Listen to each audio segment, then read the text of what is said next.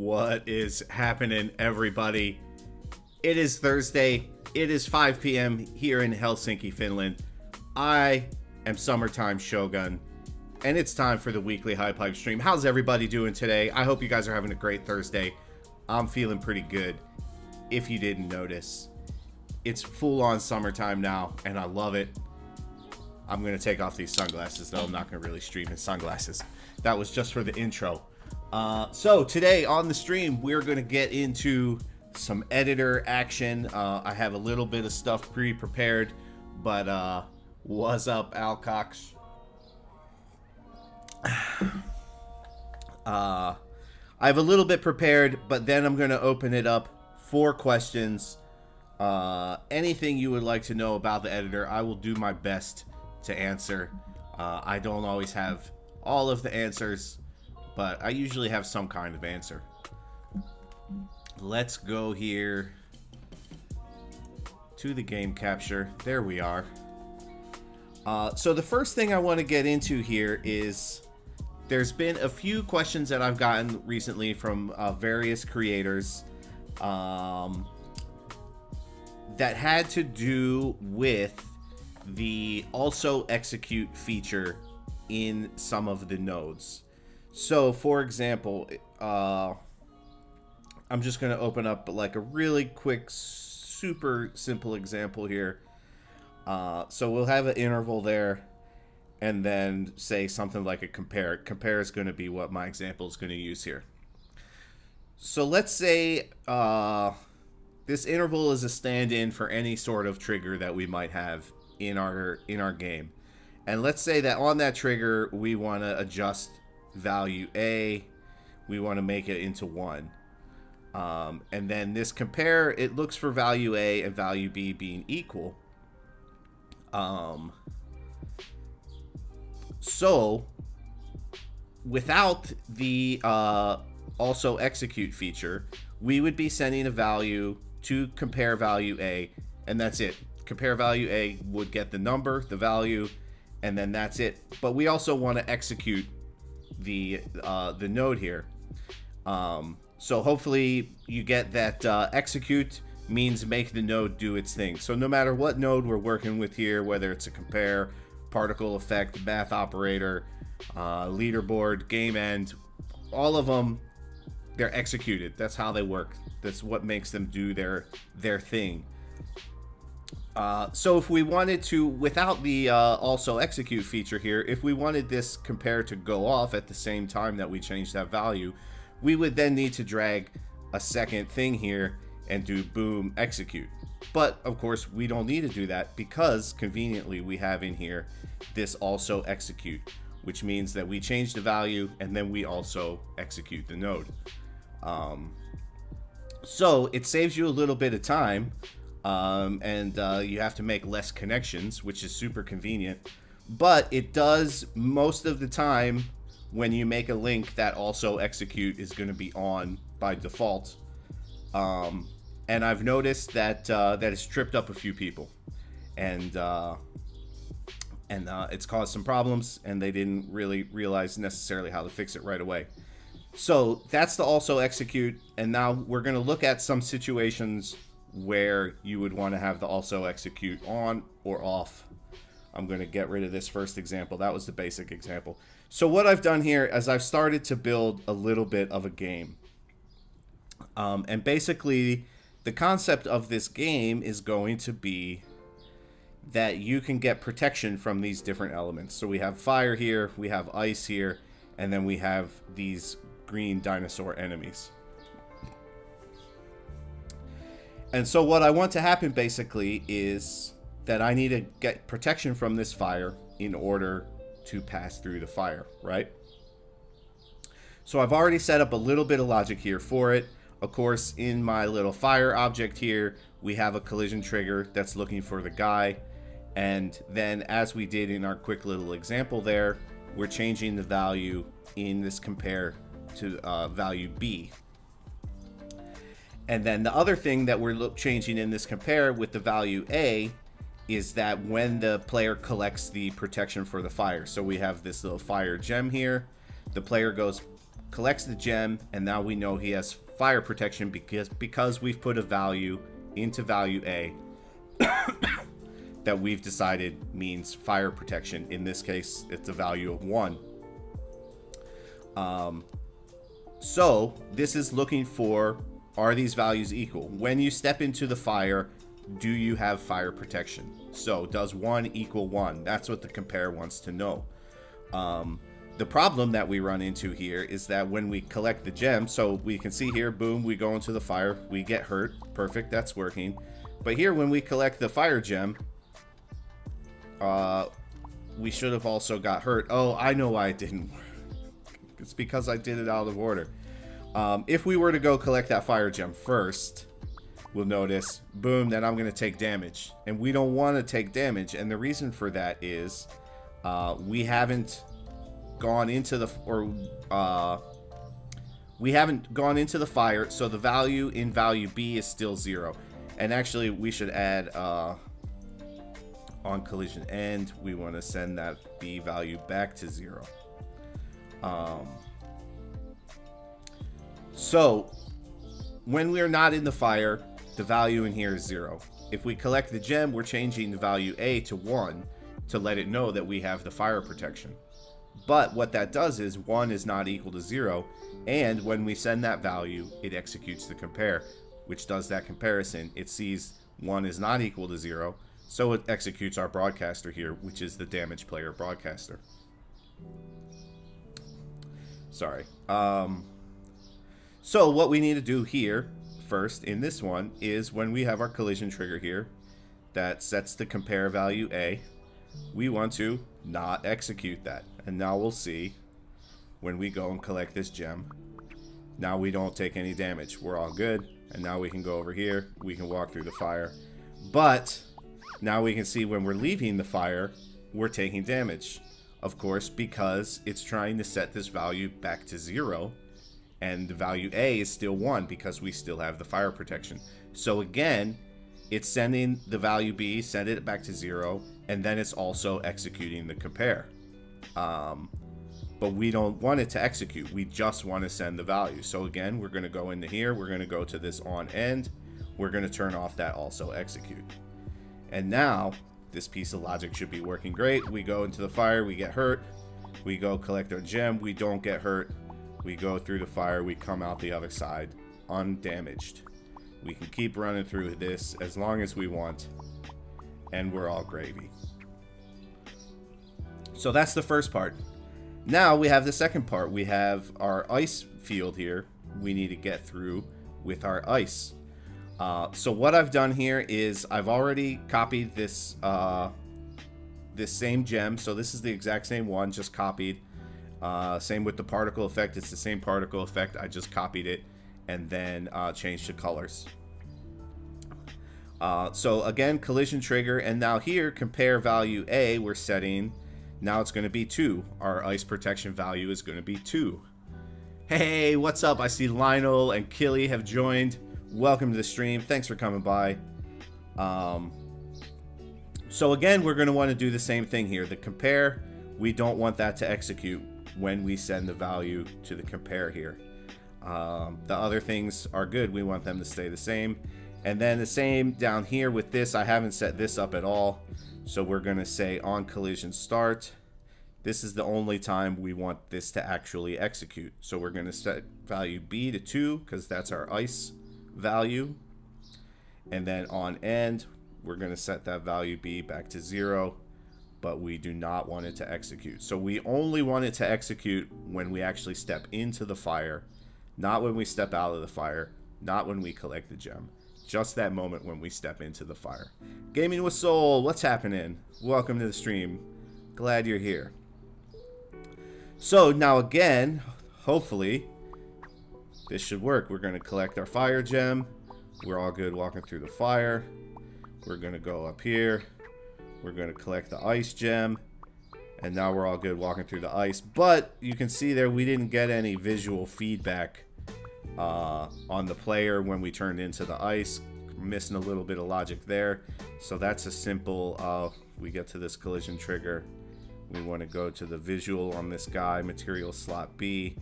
And I guess for the ice, we're going to make him white. Ryan PH in the house. What's happening, my man?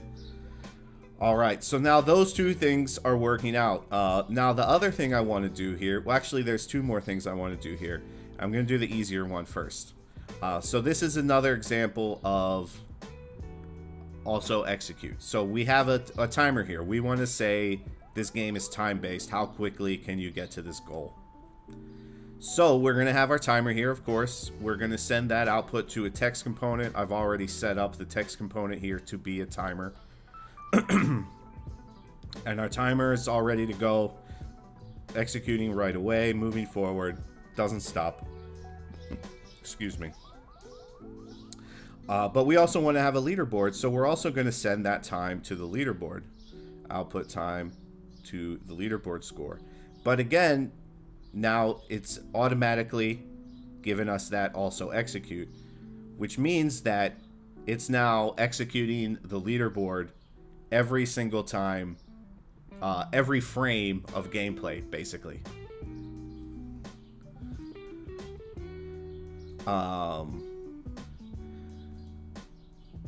Fireboy and Water Girl. Shark Boy and Lava Girl. Yeah. No, this actually just came up as an idea for an example here to talk about this, this also execute. So like I was saying, right now with this timer going to the leaderboard as it's active, it's executing that leaderboard all the time. You definitely do not want to be doing that. You want to execute the leaderboard one time at the end of the game, right?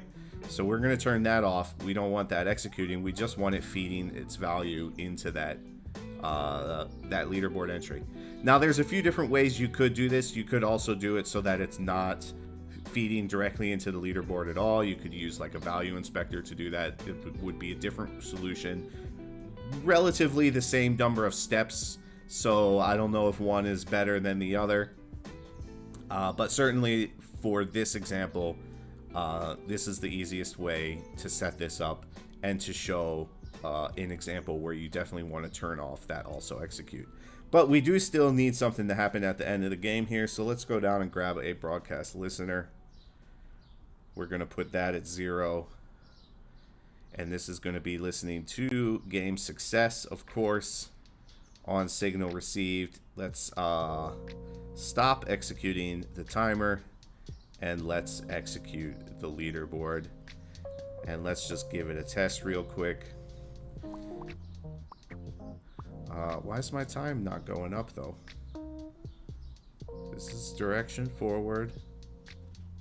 Oh, because I put these are output on end. Whoops, I just did the wrong output there. I need to be going output here to the value and then output here to the score. Why can I not see those? I guess I'll have to bring them up here. So we want the leaderboard also execute turn off there. The text doesn't really necessarily execute, so it doesn't really matter, I think, if that's on or not for the text.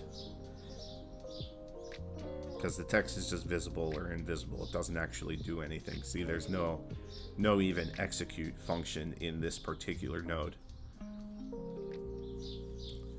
Is there a way to check the frame rate when testing? I do not believe so. There is in the like kind of dev builds. They have some of those kind of like debugging tools, but I do not think you can get those into the main game as of this moment. But I believe it's something that that we've discussed giving you. Because obviously that's a nice tool to have when you're testing and optimizing your games. Now I lost my train of thought. Oh, we just wanted to make sure that this thing was working. And there, now my time's running. Great.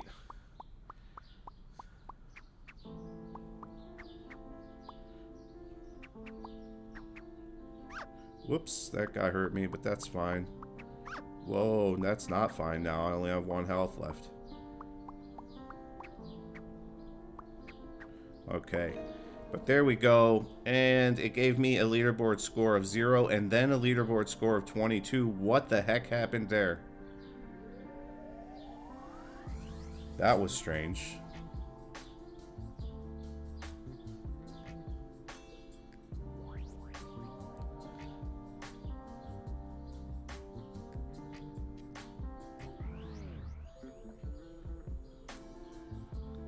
Sorry, that threw me off. I'm gonna just test this again.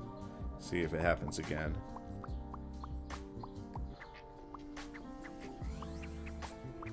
That's like one of those cases where if it had just given me 0, I think I would know what the problem is. But since it gave me 0 and then it gave me the right score, yeah, that's super strange. I know what it is. It's because there's another game end system here. The scoreboard. What is this guy doing? Let's just score though. That's the 0. Alright, so we just need to turn this off. Because that's sending a value of 0. Yes. I could probably just delete that, but just in case, I'm going to leave it there.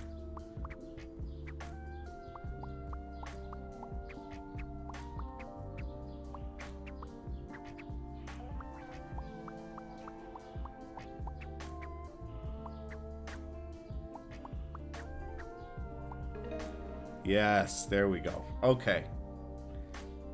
That was actually not my mistake. Well, it was kind of my mistake, but we just had doubled up logic there because I did start this on a template and then I tried to do some extra stuff on top of it.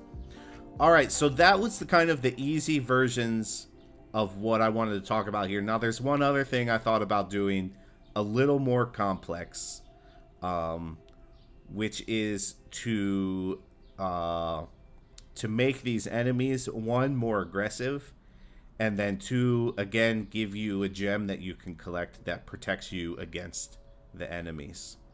But that'll be adding a bit more logic to these enemies. So, if anybody has any questions, anything you would like to see, any hypes you would like to see checked out in the editor, any of your own hypes you would like me to jump into and play around with a little bit, I would love to do that kind of stuff.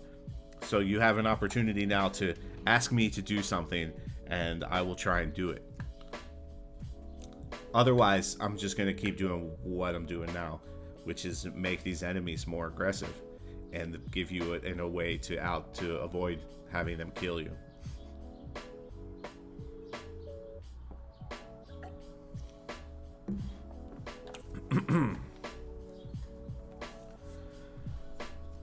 So I guess until somebody asks me a question, I will start to investigate how this is going to work. All right, so we have a few different things in here. We have a damaged player broadcaster, which I guess is just being fed by a collision trigger on this guy. Yes, it is. Collision trigger with the player. All right, so this is the first thing that we're going to get rid of, or not get rid of, but we're going to change. So we're going to put a compare in that setup in between. Yeah, you can go ahead and drop that in there. So in between the collision trigger and that is going to be a compare. So we're going to say first collision. Let's delete that. And the first collision is going to go to compare. And that is going to...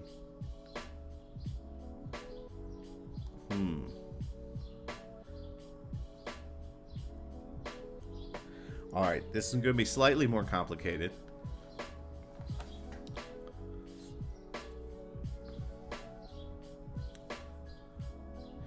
Is there a way to disable an object visibly and also make it invisible to raycast?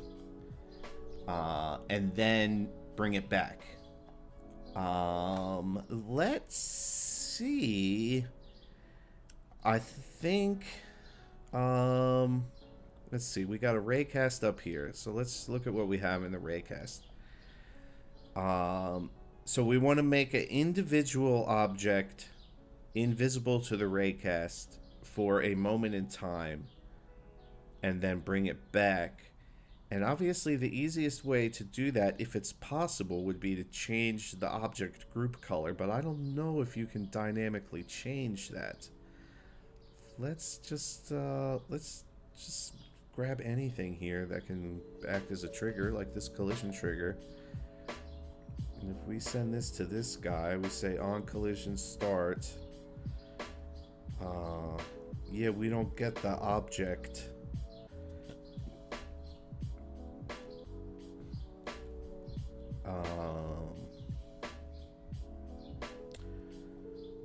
We don't get the object node to adjust parameters, but I think you could go physical, change the not the physical material. You could go physical, and change the physics type to no. You can't do that. That's an interesting question.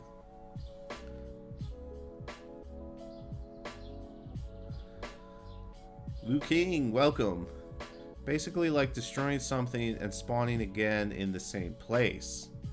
Well, that I would do, I think, differently than the way you frame the question. So, and actually I can show here, let's save this. Let's jump into a hype I've made previously, and I'll show how I solved that particular problem. Whoops. Oh no, don't play that music. I'm just gonna turn the volume down here for now. So let's scroll down here in my feed a little ways. We find this one. So, whoops. So in this particular game, I have, and you can actually see here, there they go. I have these platforms that fall when you touch them, but I wanted to be able to respawn those platforms. Oh man, these are so far into the level. It'll take me a while to get there. I wonder if I have a better example of this. Well, anyway, so what I did was, the platform we can see here is a single instance of this block. It has some pretty basic logic. Collision trigger, when you touch the guy, there's a short delay, and then it turns on the dynamic physics of the object. The object falls. That's all it does. So what happens here is, each of these little blue squares is a spawner that spawns a version of that breaking block. And so essentially, if you try this section, you try it, all the blocks fall down as you go over the section, but then you fail and it resets your character here. I also needed to be able to reset all these blocks. So essentially I just spawn a new instance of the block.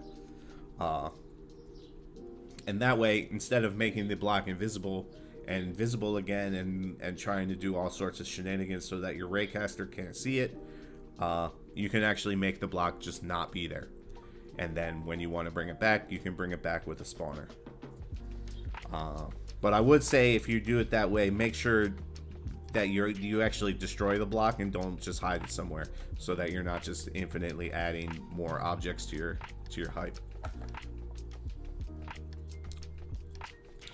All right, let's see. We got a DM from Ryan.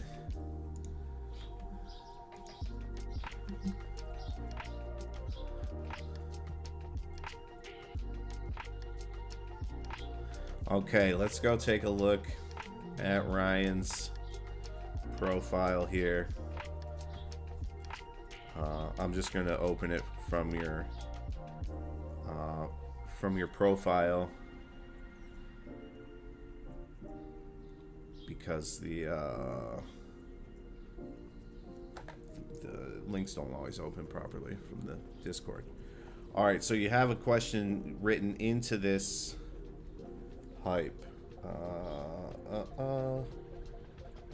Edit. Yes. No, don't load autosave. Okay.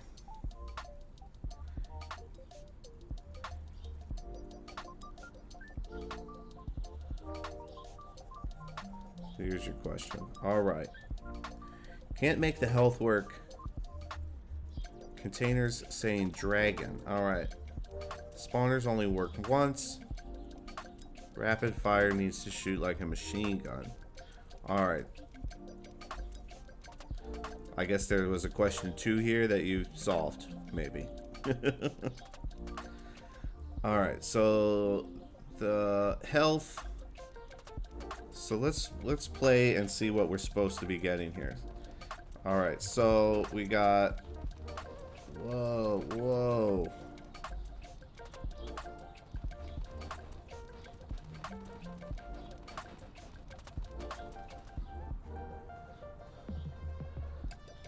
So when you say that the gun should be like a machine gun, you mean you just want to be able to hold the button and have like rapid fire? I assume.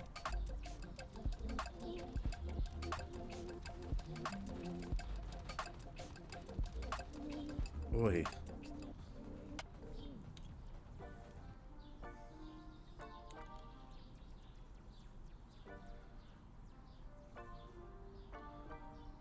Alright, so we've got...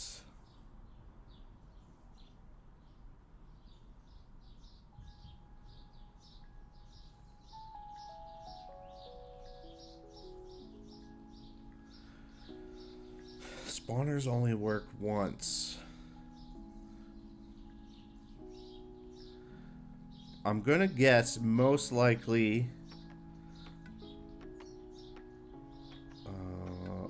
fire bullet, asteroid. That's on a loop. Spawned object is the asteroid. Alright, so I think I know the problem here is that this asteroid probably... Oh, it is a reference object.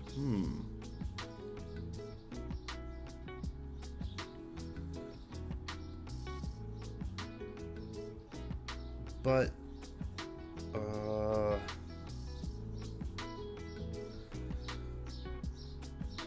this might be maybe part of the problem, is you have some logic inside of this, I guess, as an instance container, but the asteroid itself is not inside the container. So can we drag that into the container? No, why not?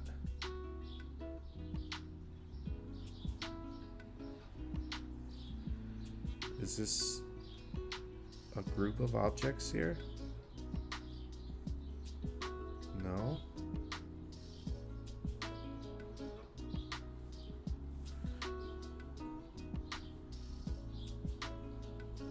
And this doesn't already have an object in it.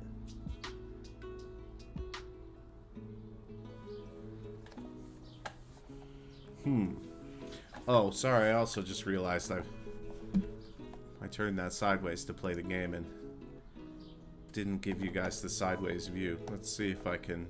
Oh, of course, now it's not doing the full screen. Alright, let's just leave it this way.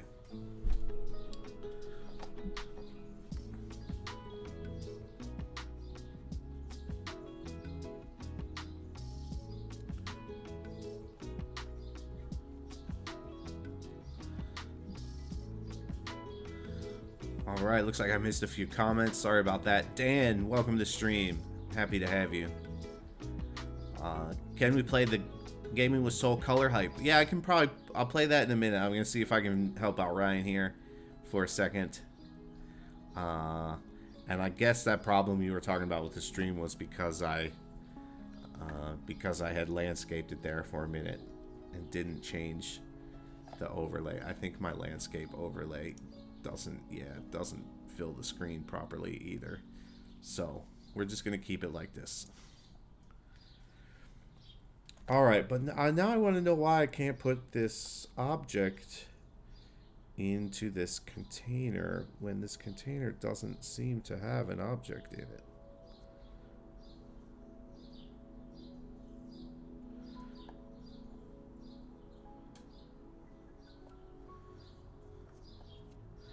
Because I think your problem here is, since you're pulling this asteroid gets destroyed by something. What executes this destroyer? Aha! Yes. So, because this logic is outside of the asteroid, and the asteroid is not part of this instanced container, this compare is destroying your reference asteroid. So that's why the spawner only spawns once. It spawns at one time, the asteroid gets destroyed, and then there's no more asteroid for it to be spawning. So either all of this logic needs to go into the asteroid, or the asteroid needs to go in this container, which is what the solution should be, as far as I'm concerned. But for some reason, this container doesn't want to take it.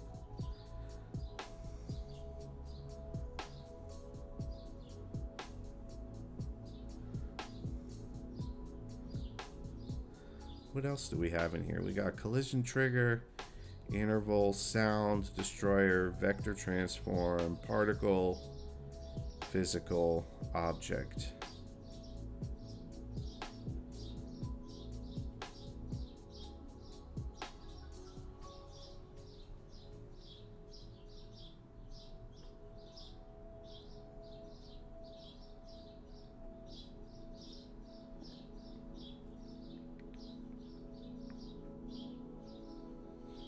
Okay, that's doing the movement. What is this compare looking at?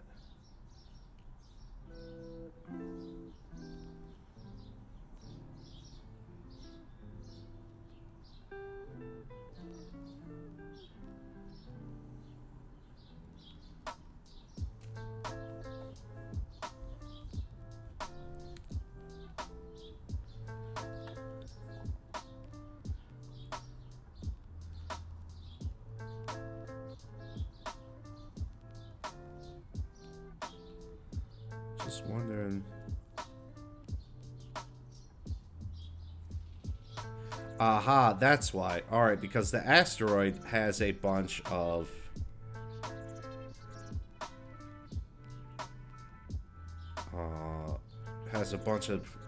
containers on it. That's why it can't go into anything. Okay, okay, this is starting to make some sense.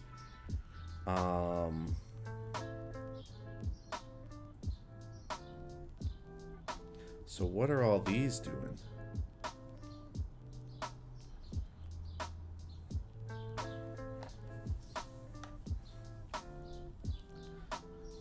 Okay, well, since this is a little more, I don't know what all of these different add-ons you've got here are doing. I can see the dragon asteroid here. I think one of the problems you're having with these instances here is that there should be, instead of this stuff going directly to your asteroid here, there should be a reference object inside your instance container that is what all this stuff is going to. And then when you apply the container to the asteroid, it'll properly make these connections. So let's just add just a dummy object here. Sure, a little small cube, that'll work. We're gonna put that in the in this instance here. I'm just gonna tidy this up a little bit. Sorry. Let's go 0. Oh no, that's not. What is this one at? This is at 11. Okay, so let's put this at 11. No, 11. There we go. Let's put all of these at 11.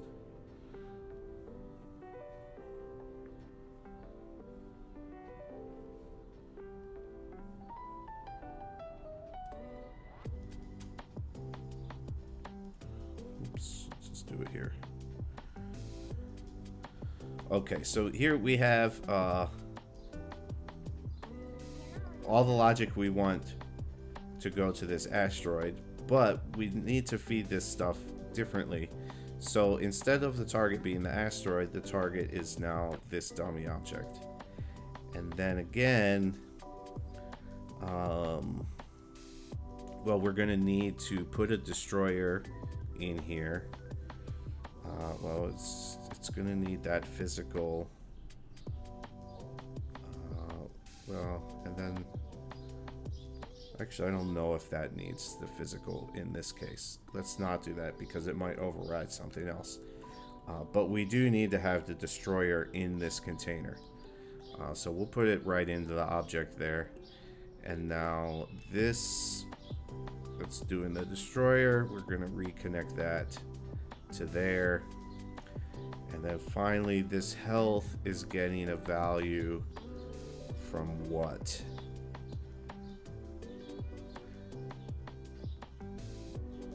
This is sending on collision with the blue group. It's subtracting 1.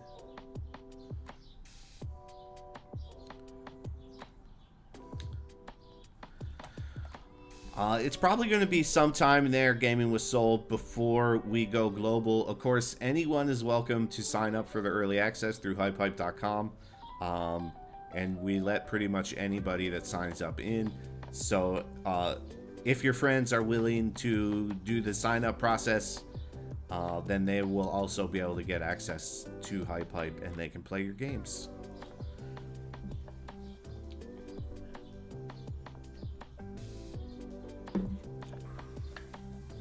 Alright, I'm going to get a little more comfortable here while I'm in problem-solving mode. Let's lean back a little bit. Okay, so we're fixing this up. This was variable was doing subtract 1. So we're going to delete that and we're going to re-add that into here. So we're going to add that collision trigger in here. It's going to be blue group. On collision was subtracting 1 from the variable. What else is this collision trigger doing? It's executing the interval that's in there. Which interval is it executing? It's executing this interval. And then that's doing some time stuff. Changing the color. And then executing, I guess, the next interval. Yes. And changing 3 colors. Executing the interval. And then this interval is changing one of the colors back to black.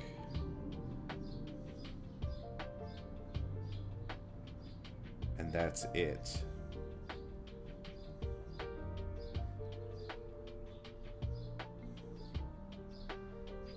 Okay. So, because all this stuff is already in here,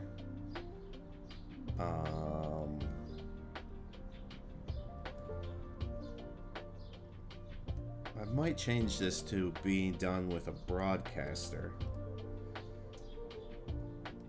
Just trying to think of what the best way to do this is.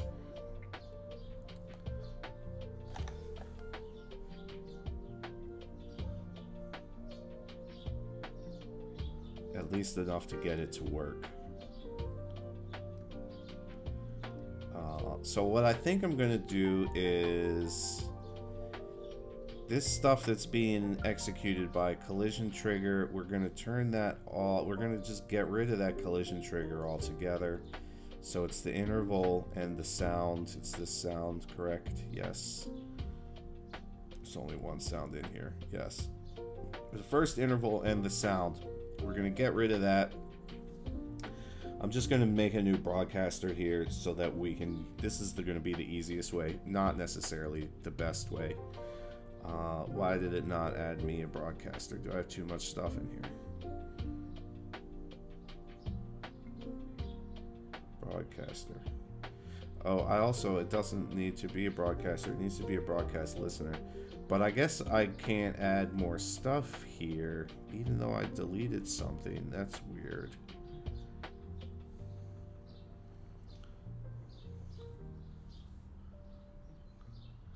Clash, welcome to the stream.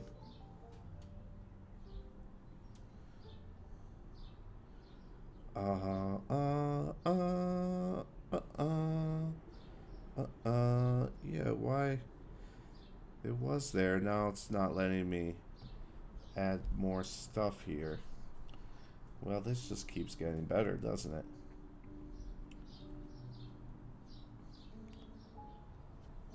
So I guess I'm gonna move all of that logic out of the asteroid and into the container. So again, it was material slot A goes to white. Well, these are all going to white. I think you don't necessarily need those though. Let's just try. And then interval 0.1 sets it back to black.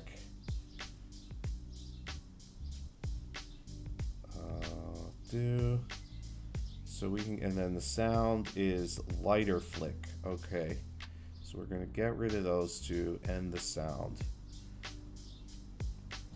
And then in here, we're going to add an interval.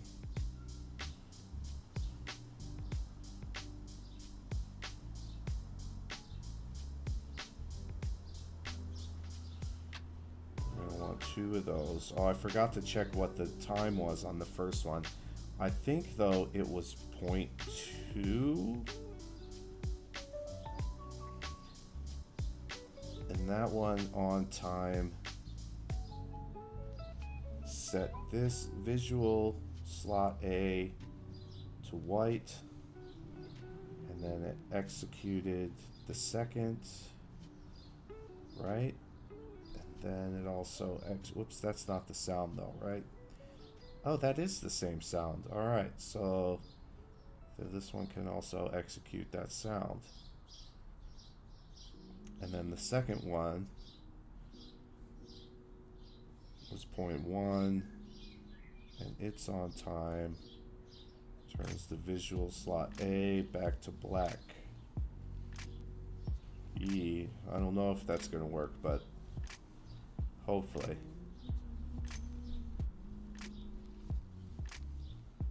Okay, and then we don't need that destroyer in there anymore.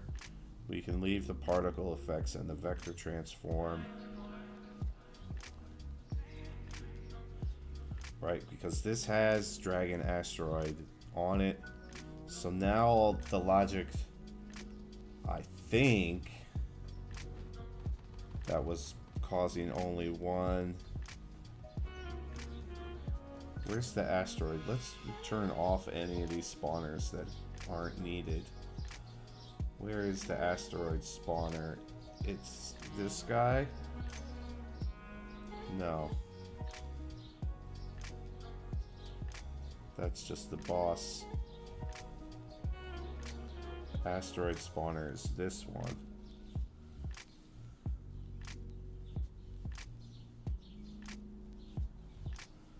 And then it's getting pushed to...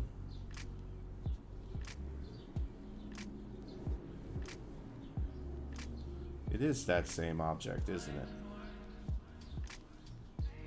Whoop, whoop, whoop, whoop, whoop.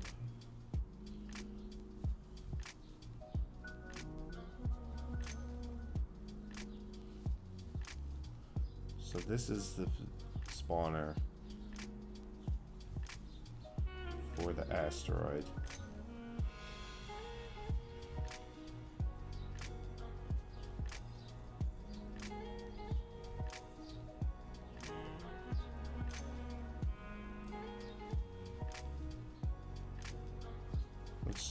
Let's just make these shoot really quickly. I just want to see if the asteroid is shooting. Boom, boom. No, it's still only shooting once. What's going on there?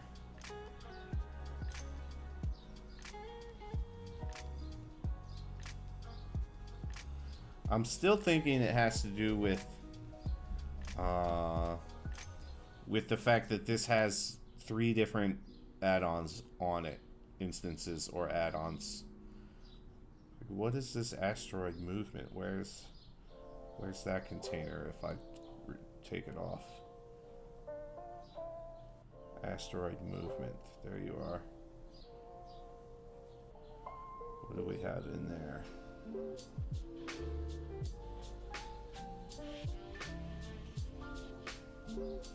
This has a wave generator that's going to a transform.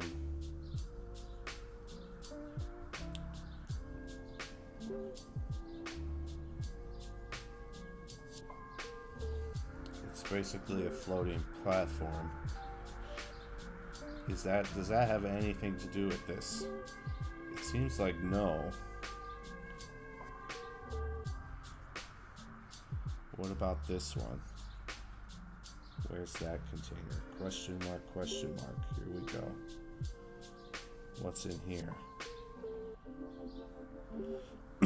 This has just an object. It also has a transform and a wave generator. So yeah, let's get rid of that one too. And let's get rid of that one too.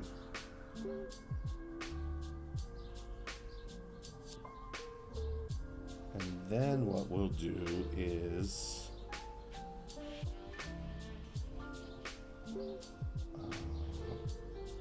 now I'm gonna have to remake some connections again, because I'm gonna put this back to the asteroid. And now I think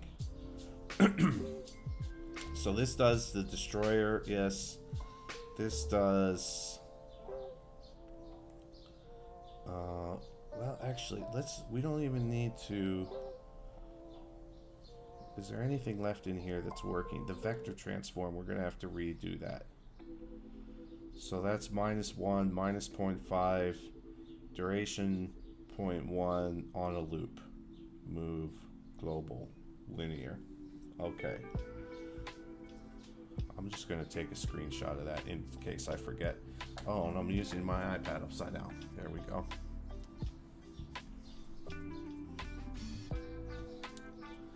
Okay, so the vector transform and then particle effect, we have the campfire particle there. And then up here we have the flamethrower particle. And then in this one we have the explosion particle. Because what I'm going to do is I'm going to go in here. We're going to make this the asteroid. I don't know which one you're using there. I'm going to take this one. The color is black. Seems like it's maybe scaled down a little bit. Perhaps 0.7, yes.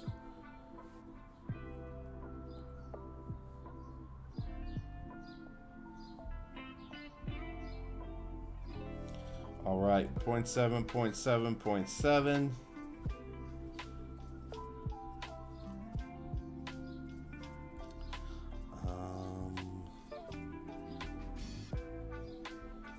Just for now, I'm not going to worry about that. I'm just going to delete this guy. This one. Not 1, 11, damn it. Okay, there we go.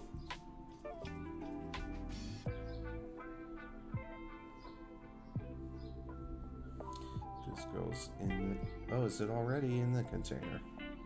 It is, okay, cool. So that target's going to be there. So now here we want to add this vector transform back. Vector transform, it was -1, -0.5, duration of 1 on a loop. Cool. And then there was also a particle effect that was, I think it was campfire.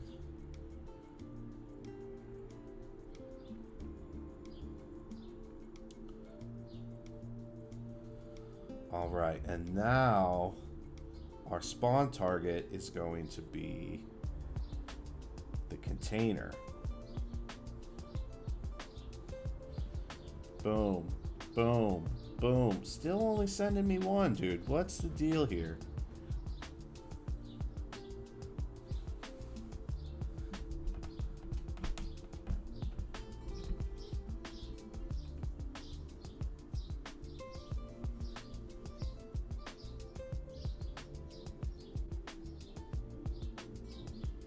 All right, all right. Yeah, there is something weird going on with those container names. You know, you had sent me a question about that, I think, last week. And I shared it with the team because that one was really strange. As far as I know, we don't know what's going on with that yet. And that might have something to do with why this isn't working. There might be something buggy going on here. But definitely, when you're doing spawner stuff with some really complicated thing that has a bunch of logic, the best option is to try and contain that all in a single instance container and then use that as your spawn reference. But yeah, I think probably this is execute.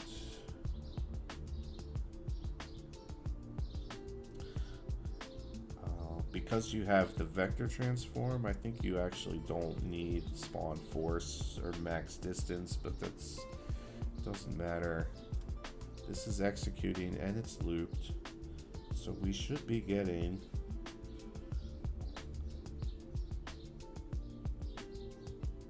a spawn every half a second.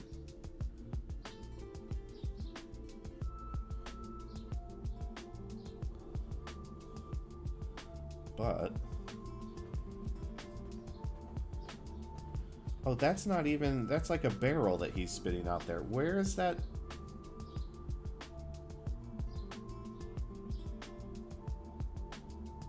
Is that, this is what he's spitting out? Dragon fire bullet. Where's the...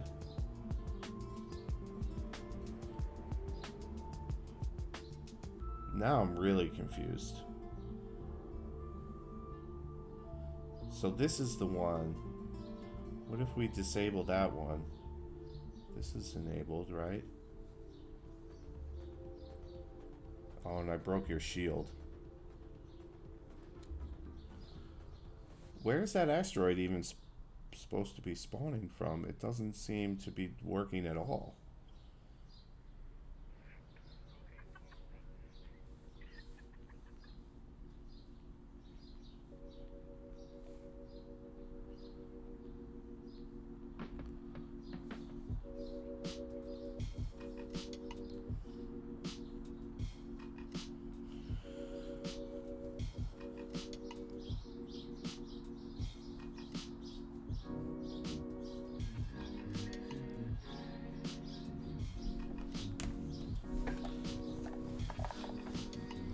Alright, let's see if I can answer at least one of these questions correctly.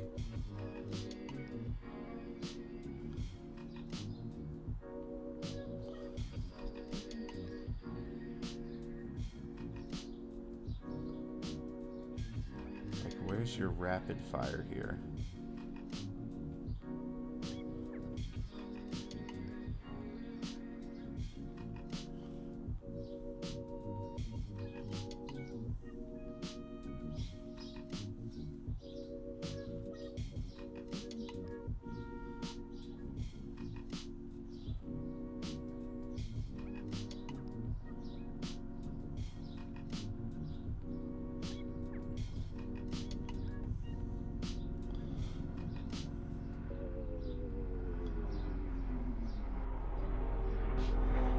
So I think if you want like really rapid fire,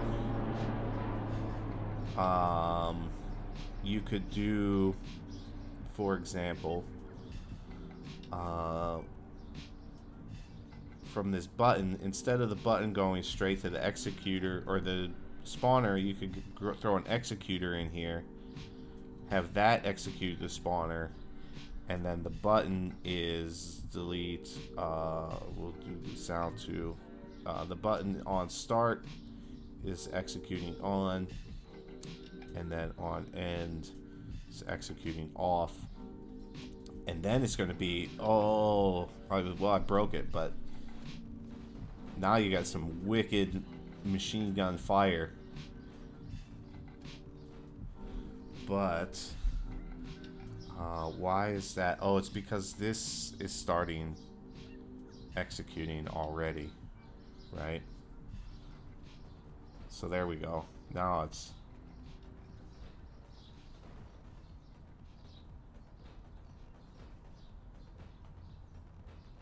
I don't know if that's exactly what you wanted, but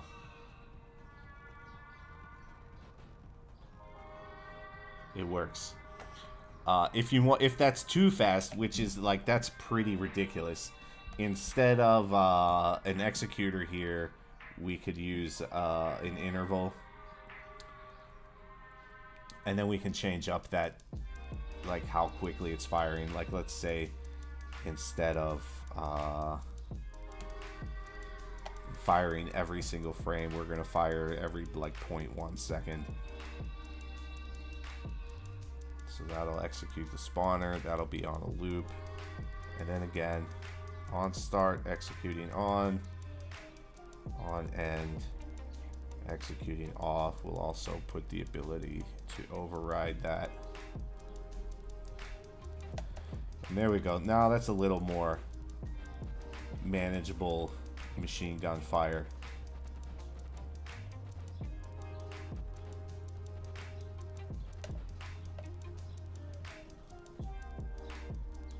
And then again, this can also execute this sound, which might get a little... Yeah, this actually sounds pretty good, doesn't it?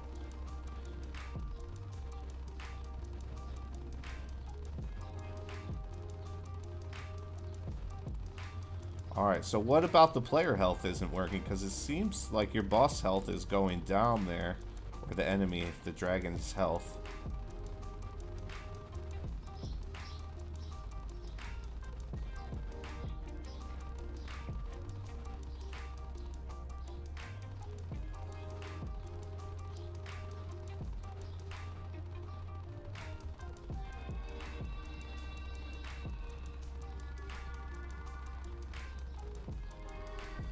Let's just take this guy out, see what happens.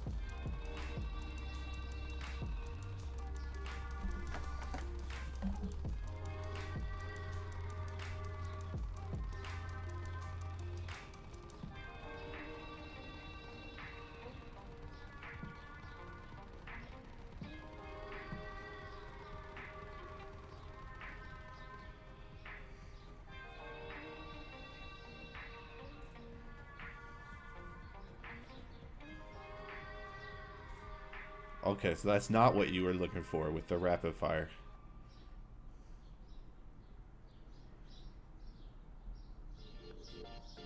Oh, that has something to do with this thing right here.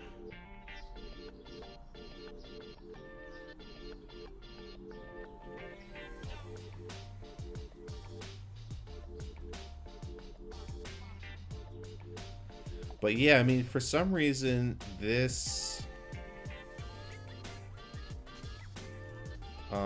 spawner doesn't seem to be working at all. Not really sure why.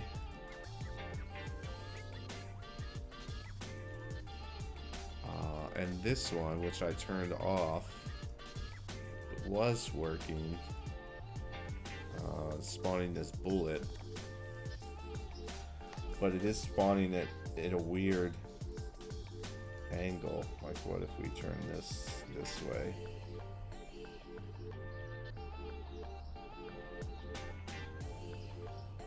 Yeah, there's at the right angle now.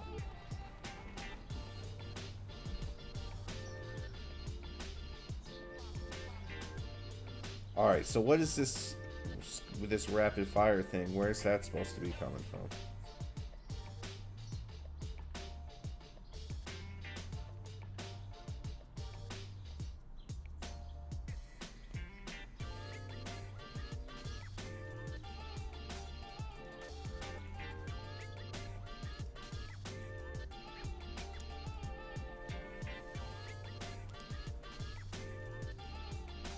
So I assume this bullet has the same problem though as we were having with the asteroid here. Let's see if, since this spawner seems to be working, what if we set the asteroid as that spawner? No, it's something about that it doesn't like right away. What is executing this?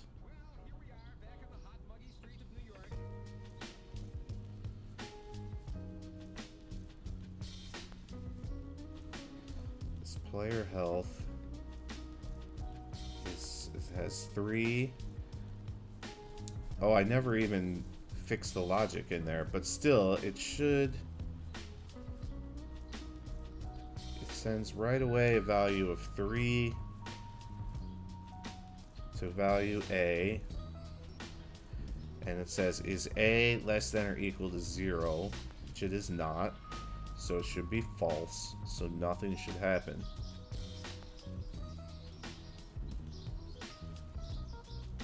So nothing should be destroying that asteroid.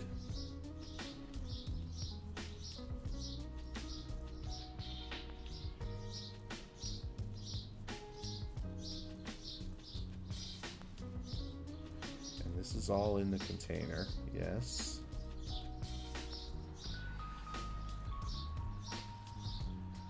But yeah, I mean, I'm starting to have a feeling that there's something weird going on with the containers in this hype. Because you had that bug, and now for some reason this just isn't working.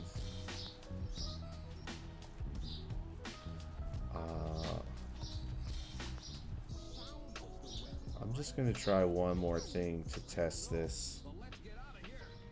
Let's just get a spawner.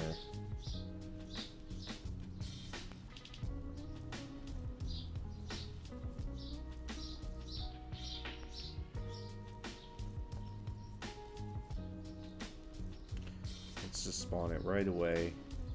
Yeah, the settings, those settings don't matter. Yeah, it just doesn't want to spawn that container. And it was an instance container, correct? Yes. Yeah, that's strange. I think we're gonna have to ask somebody about that one. I don't know what's happening there.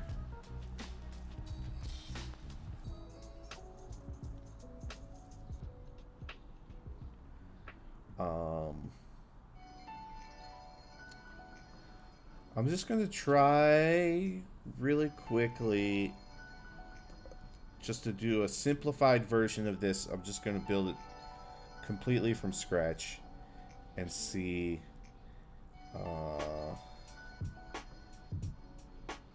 what happens. So this we're gonna make instanced. We're gonna call it testeroid. There we go. So in there, we're gonna want the asteroid.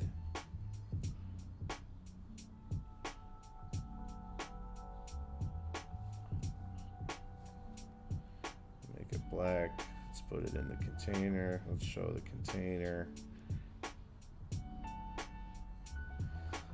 Let's give it the... I'm just going to put everything outside so that we can see it. So we're going to have the vector transform here. This was -1. Oops. Minus 0.5.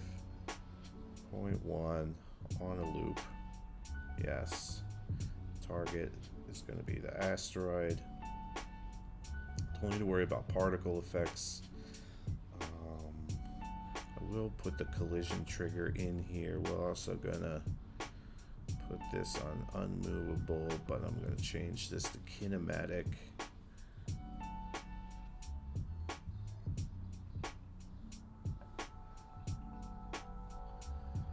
I mean, I've kind of deleted a bunch of stuff here. I won't save this. I'll let you decide what you want to try and use or throw away from what I do here.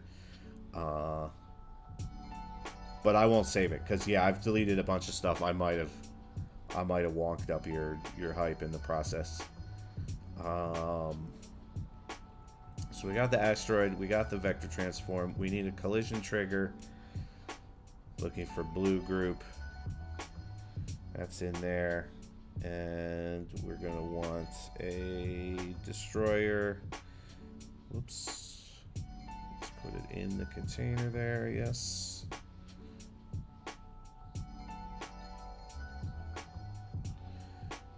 Collision trigger is gonna do the destroyer. Whoops, collision trigger. Execute the destroyer. Alright, and that's all we should need for this basic thing to work. Right? So now let's clear this.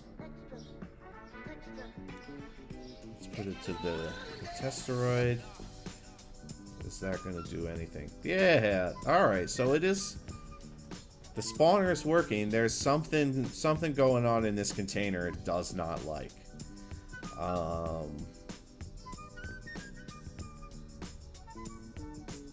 I couldn't take a guess as to what it was, but I think if you... First of all, I would simplify this logic as much as possible. So you need, you know, whatever you need, your particle effects, everything. Try and simplify it a little bit. Like, what do we have here? These intervals, those do the color change. We got the compare, which I guess is giving the asteroid some health of some kind. And then deciding when it gets destroyed. I still have a feeling, what if we just aren't using this at all? I'm just curious if then this will spawn, because I feel like the problem is that yeah, alright, so for some reason the destroyer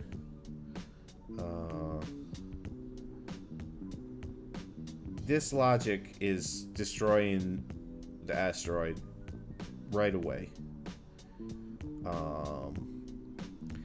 and I guess it's because of that. We want this to be enabled, not executed on the start. Hey, hey, there we go.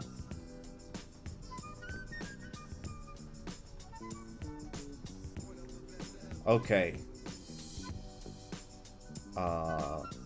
So there was the problem there, was that this compare was executing immediately when the 0 to 0 is a true statement.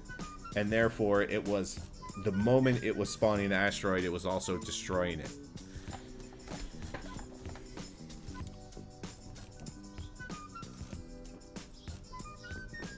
So, is there any difference in adding logic outside and inside an object? Not necessarily. It kind of depends on the situation. In a situation like this, where we're using spawners,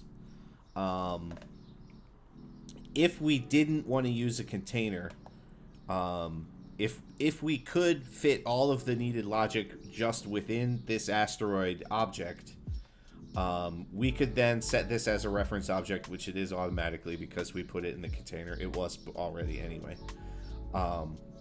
But then we could set this as a reference object and use the spawner, spawn that object from the spawner, and we wouldn't need this container. But generally speaking, the container is going to be better.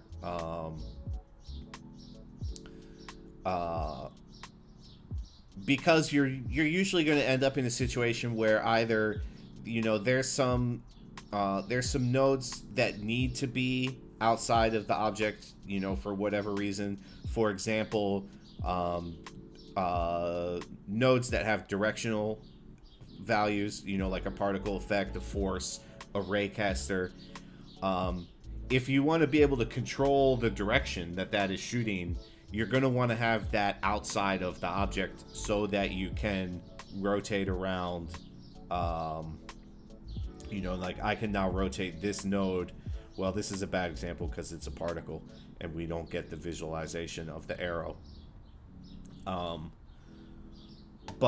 You know, I can rotate around the node to get the force or the raycaster or whatever pointed in the direction that I want to. Whereas if I put a raycaster directly into the object, it's going to use the X, Y, and Z of that object to determine its direction. You can't then adjust it further. So in that case, you want to have your node objects outside of the object. So it really depends on what kind of logic you're building and how the thing is going to be used. I think more and more for me personally, I like to keep... When I first started building, I really tried to put as many things into an object as possible just to kind of keep things cleaner so that you wouldn't have all of these node tiles kind of floating around.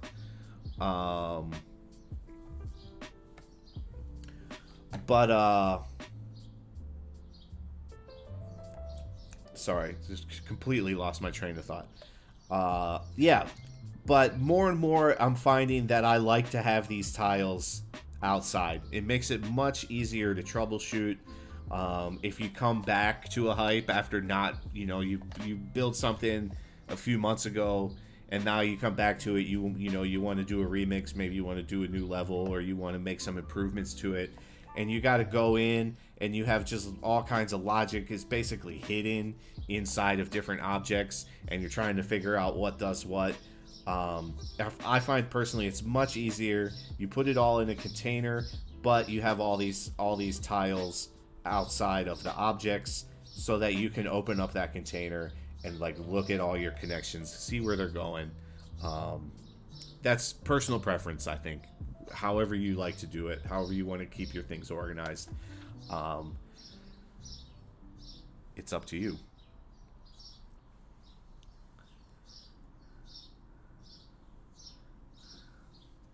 Okay.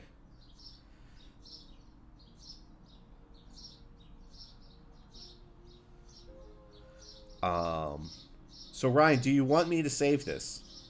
Because of course I can. I can save this, and you can have this asteroid I made, but whatever logic I broke over here on your dragon, and whatnot, we don't need that. Is going to remain broken, and of course there are a few of those containers I just straight up deleted.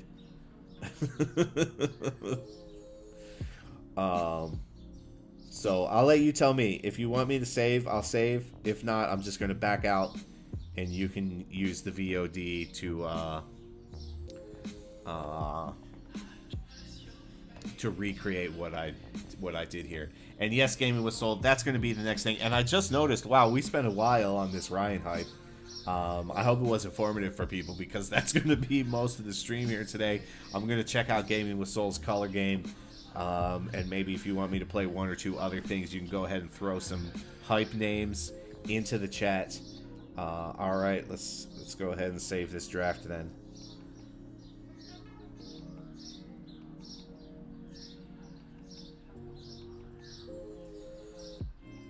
All right, cool. So I'm going to exit from here. We're going to check out Game Seekers. And if there's anything else you guys want me to play... Oh, excuse me. Drop some names into the chat. I can play here for a few more minutes. You know, probably about 10 or 15 minutes here. I'm going to have to call it a day. And if we're going to play... Let's kill that music. Let's turn up this music. Alright, so we got here. Our guy can change colors. And we need him to change colors to survive these things. Oh, and then... Yeah, this is about as far as I've gotten here. I don't know if you can... Oh, it does work, dude. Alright. Oh, but then it changes on you. That's really hard.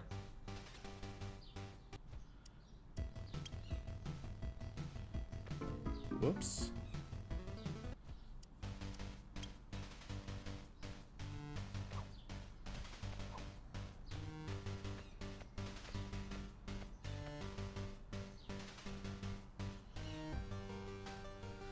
Okay, it goes.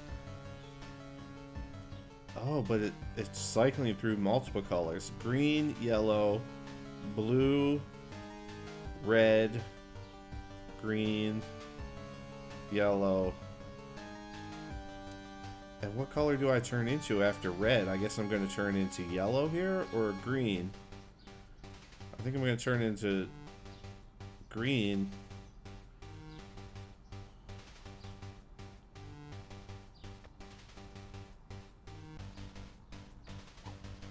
Okay. Now after yellow, I'm going to turn into blue.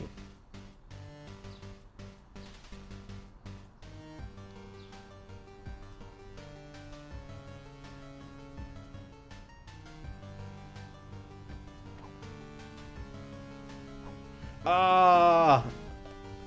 Oh, and it changed too.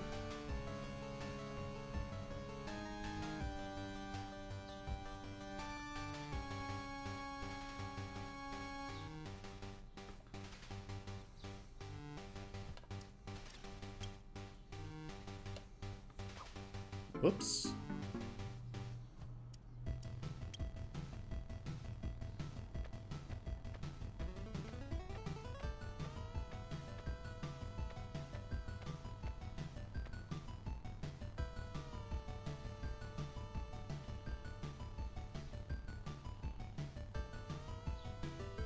Oh, come on now.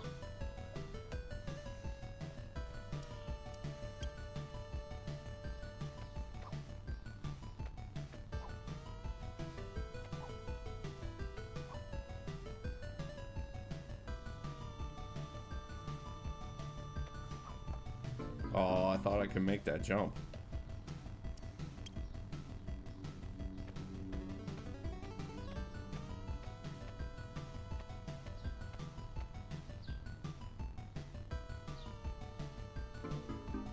Oh, that's right. I turned green first. Okay.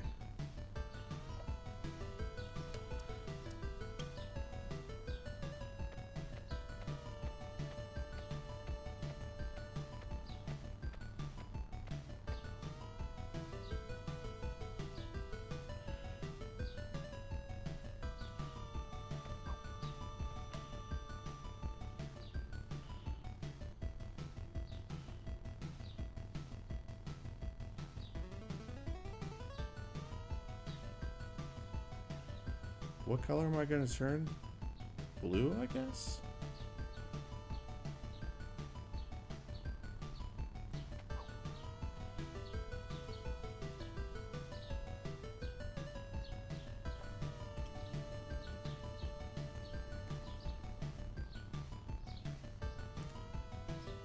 I guess I just need to be fast here. Oh, I thought it was going to turn green.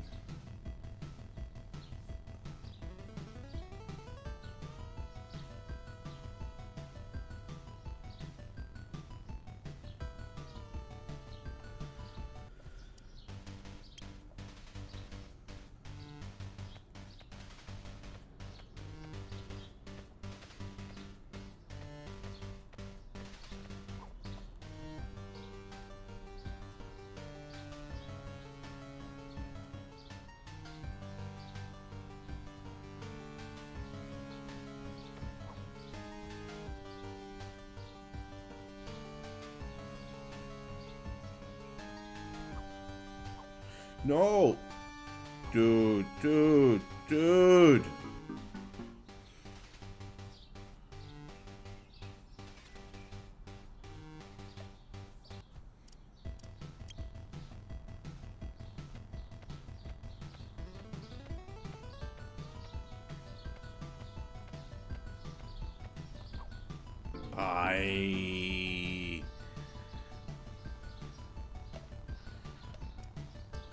I don't know. This might be too hard.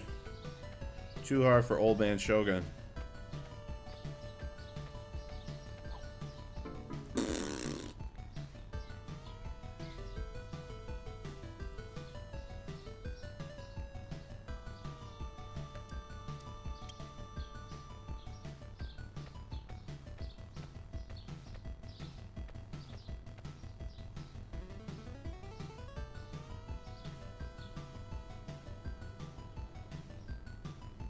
Oh, come on.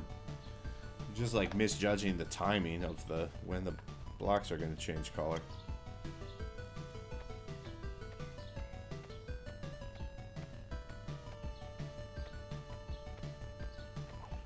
I thought I was going to be able to just run across that.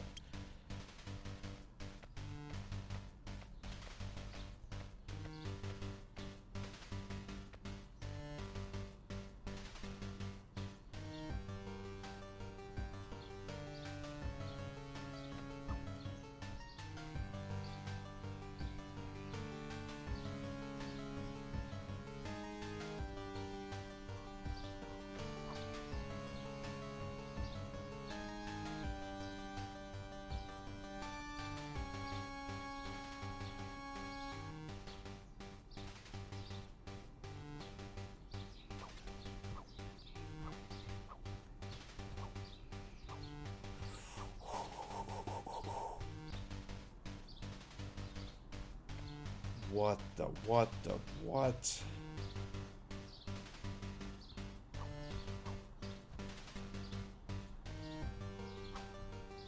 Oh. Wow, dude.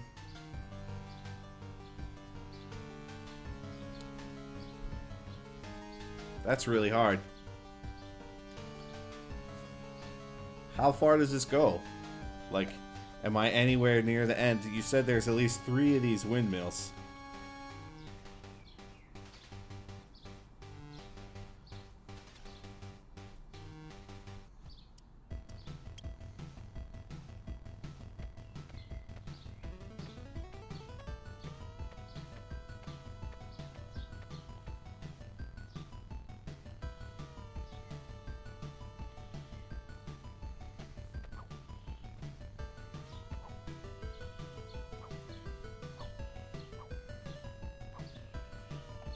Ah! I got stuck.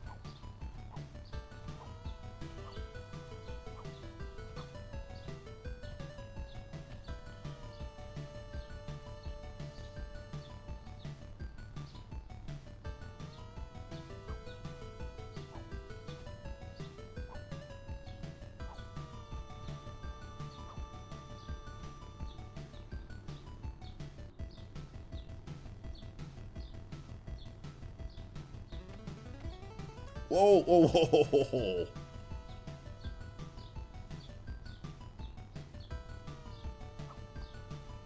Boy. Crap. Oh my god.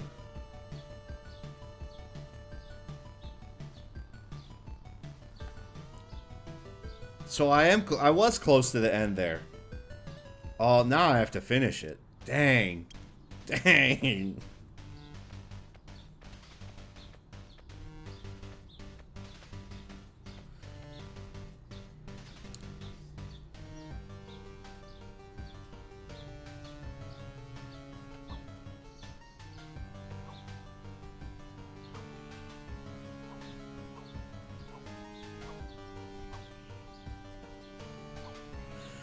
Oh, come on.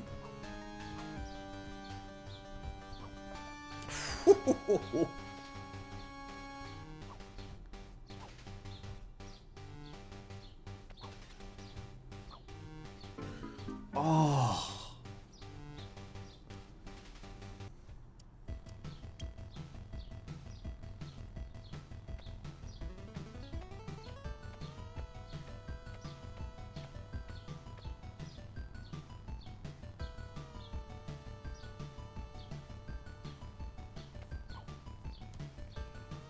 Oh, I slipped there. This one might help to have a smaller device to play on. This is a little difficult with the distance, particularly between this color change button and the jump button.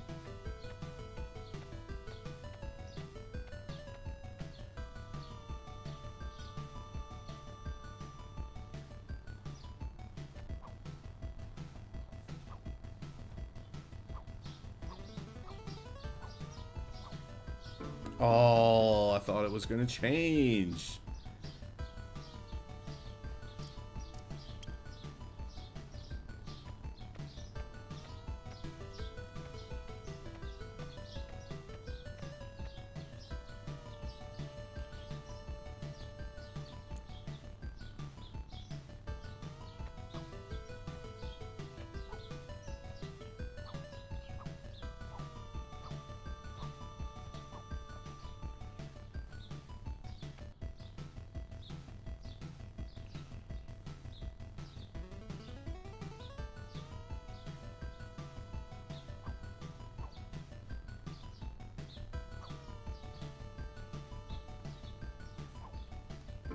Oh, yeah, again, the same thing. Okay.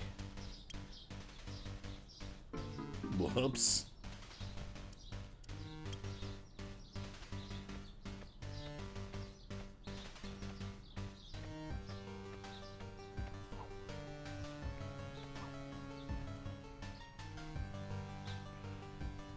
Now I got here too fast. Normally when I get here, it's about to turn red already.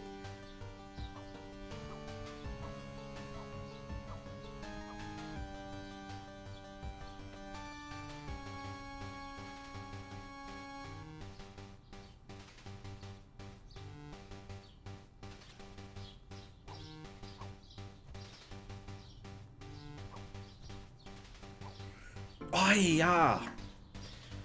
You know one thing, well, I don't know if you have, yeah. One thing that might be nice is if you use the touch where if you touch anywhere, like in this screen region, it'll count as a joypad touch.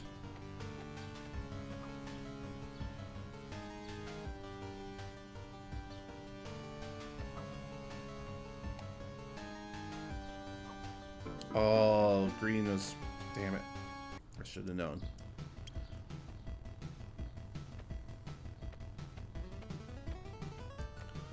Alright, this might be last try because I actually do need to get going. Unfortunately.